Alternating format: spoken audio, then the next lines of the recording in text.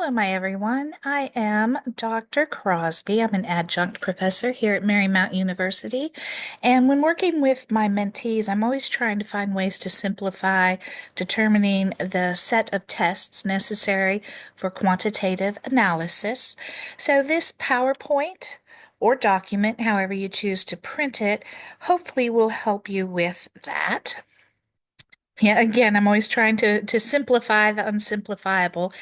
This outline will cover 80 to 85% of the analysis that comes through an EDD program. Although you may have some more complicated analysis, feel free to reach out to any of us and we'll set you up with a personal Zoom and help walk you through your more complicated analysis. But this should cover most of our students. As always, we align with the CPED, Principles 5 and 6. If you're having difficulties determining your statistical analysis, it could be because your research question is too vague.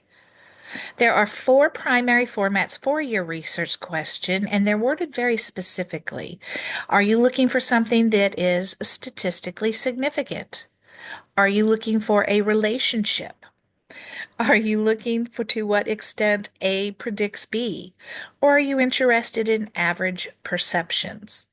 So as I go through this, or as you're looking at your own copy, if the example does not match your research question and or hypothesis, feel free to skip ahead and find one that does.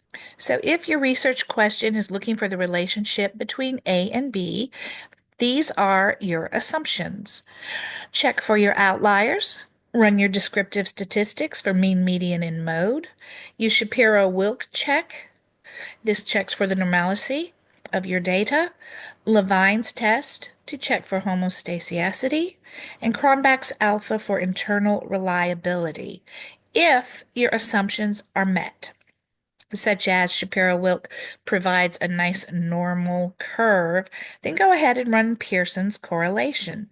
If your assumptions are violated, you are now non-parametric and run Spearman's correlation. Here's another example. Maybe this matches your type of correlation.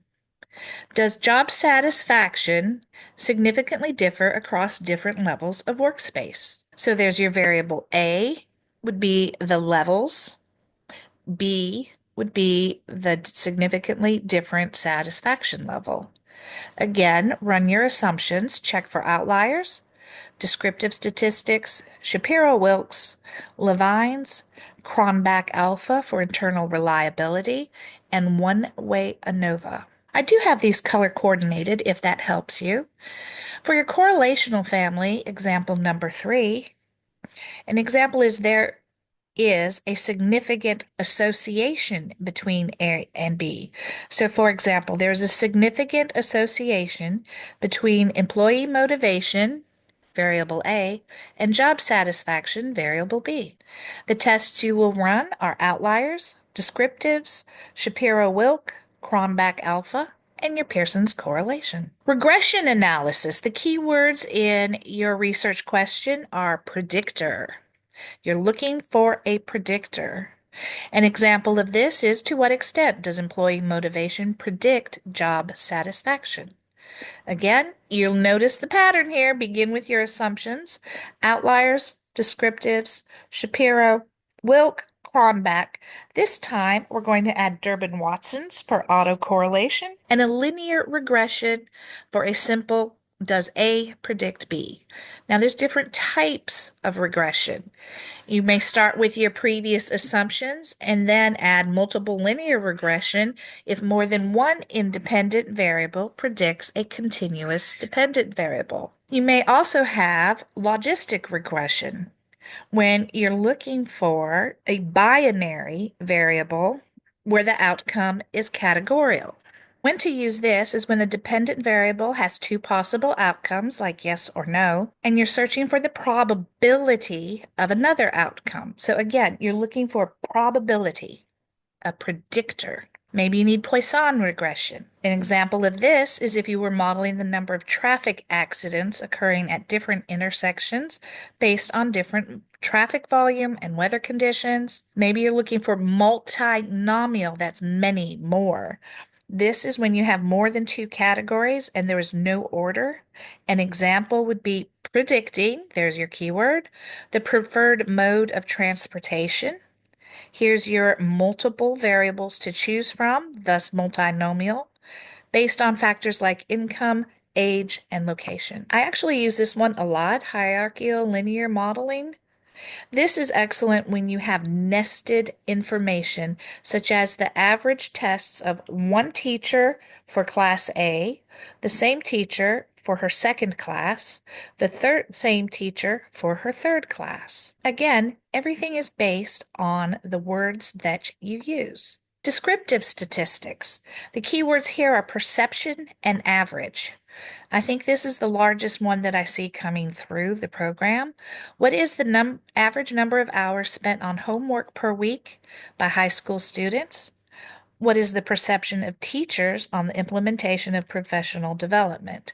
So here you're looking for average perception, average numbers. And again, we're going to run our outliers. We want to run Cronbach's alpha for the internal reliability of your instrument and a simple descriptive statistics. Z-test and t-test. Keywords here are proportion and difference. For example, is there a significant difference in the average test scores between male and female students in a high school science class? Again, you notice the same similar assumptions, outliers, descriptives, Shapiro-Wilk, Cronbach's alpha, Levine's, test if you find normal distribution from your Shapiro-Wilk. If your Shapiro-Wilk is abnormal, then you're going to run your Welch t-test. Here is a hot tip between the difference. A z-test is if your sample size is greater than 29. T-test is if your sample size is less than 30. So think t-test, tiny, z-test, normal. Everything is based on your research question. Here's a variety of good websites. Feel free to contact me, and everywhere I get everything. I'm also going to add to the end of this presentation a list of definitions that may help you and how to run various tests. So the best way to use this is just flip through, find your most closely related research question, and there are your tests.